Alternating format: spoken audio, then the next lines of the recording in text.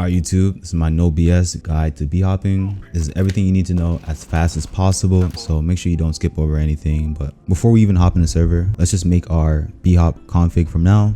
To do this, you want to find your game folder, you want to go to library, right click CS2 and click browse local files, then go into game CSGO CFG. You see right here I already have mine, but for the sake of this tutorial I'll delete it. Open up any other random CFG, press Ctrl A, then Ctrl V, and then you click file, save as, and I'm going to click all files under save as type and bhop.cfg, and we can load into a server. Once we're in the server, you want to open up console and you want to bind your jump button, whether it's space or M wheel down. You want to put apostrophe space apostrophe, and then you want to type in exec bhop. It looks like this, and when you press your space button you get input service. That means that it is correctly working. If I compare this to the in-game keybind, so you see it's unbinding for me by binding this to M wheel down. You see that when I jump it kind of fluctuates between 54.66 and 54.67. so if I use space to jump it will always be 54.66. so how do you actually bhop? You want to press your jump button the moment your feet touch the ground, and when I miss a perfect bhop and I do that, I just jump in place. I know I jumped late. Now if I do this and I don't jump at all, that means that I jumped too early. And if you want an audio cue, you can just press jump right before you hear the noise. Now there are some cases where you can still, scroll wheel too early and still jump.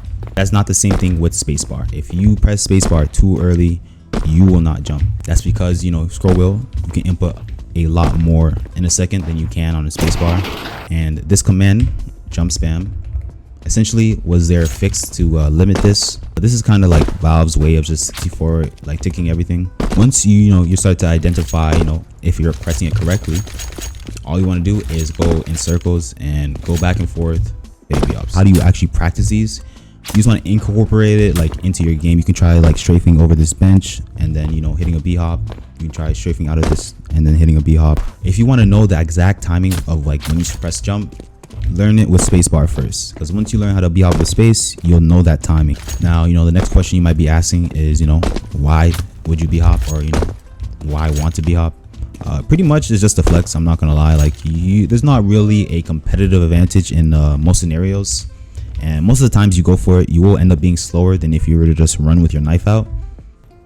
Some actual use cases, I would say a beginner use case is just being able to hit one bhop and get to a gun, escape from opponent, or to peek an opponent. Let's say you're pushing A main, right, and they know you're pushing because they can hear you. You can hit a bhop like this. So I'm CT, I'm pushing, and I hit something like that, right? Let's say you're more consistent, you can start to use bhoppings to mess up timing. The more consistent you are, the better. You can use this to your advantage. I use this in clutches all the time where I need to get across the map and I just hit a couple of bhops and I'm a lot faster. Now sometimes you will mess up and this will essentially make you slower, so it is pick your poison. But how to bhop in different directions, and the way how I think of it as if you can have, this is north, east, south, and then west, right? Or you can write it as W, D, S, and A. And I'm gonna choose the center as the jumping point, right? I am here on the line. This is me. Let's say I want to strafe to the left, right? I want to get to this right here. This is destination A. I'm gonna hold W. I'm gonna move up, and I'm gonna hold W because W is at the top. And once I get to the jumping point or the middle, I'm going to let go of W and jump. Since I want to go to the left, I'm going to press A, and I'm going to move my cursor to the left. So it looks something like that pretty much. When you're doing things backwards, so let's say I am moving backwards, I'm starting up here, this is me, and I'm facing this way, I'm facing up, but I'm moving backwards, I'm moving down. So I'm holding S to go down when I get here.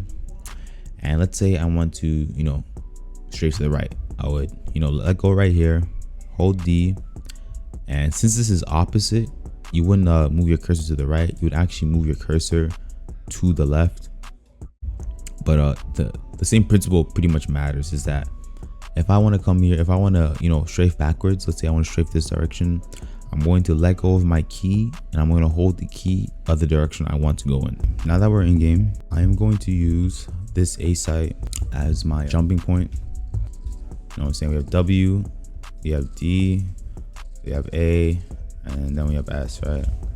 If I, want to strafe sideways and I want to go this direction, I'm going to hold D. When I jump, I'm going to let go of D, hold W, and move my cursor in the correct direction, right? And the other way is the opposite. D, A. All of them are like that, right? So if I'm going backwards, boom, right? Boom. And you can even do 180, tap strafe. So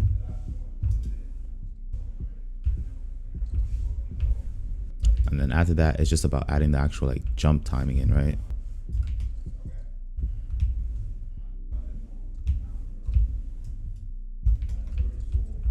If you want to practice different types of bhops, you can practice hitting your head on top of an object and trying to bhop afterwards.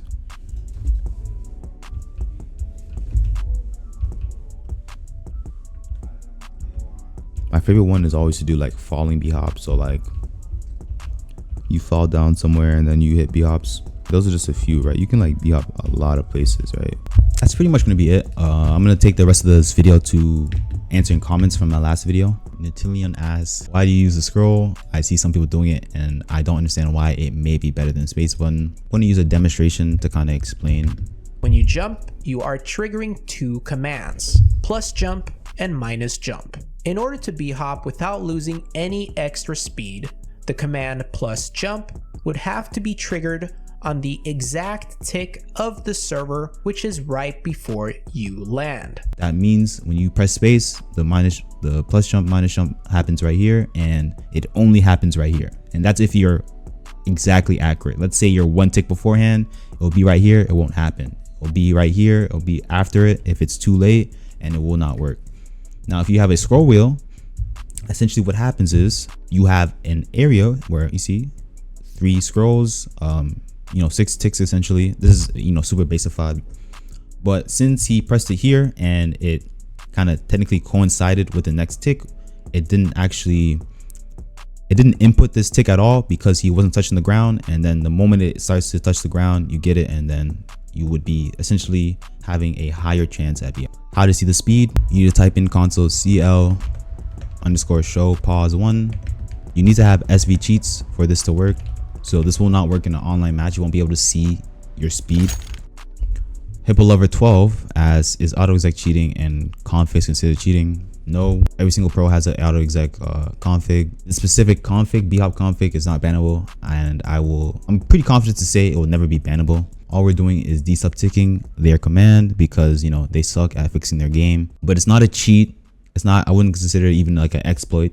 It's literally just a command line that makes bhopping a lot more consistent. 5 years down the line, maybe all this will be fixed, but for now, we're not seeing this jump spam command changed or any of these bhopping things changed. And that's the end of the video. If you made it this far, I appreciate you. If you could you maybe share it to your friends or whatever, help me out a lot. But that's gonna be it for me, and peace.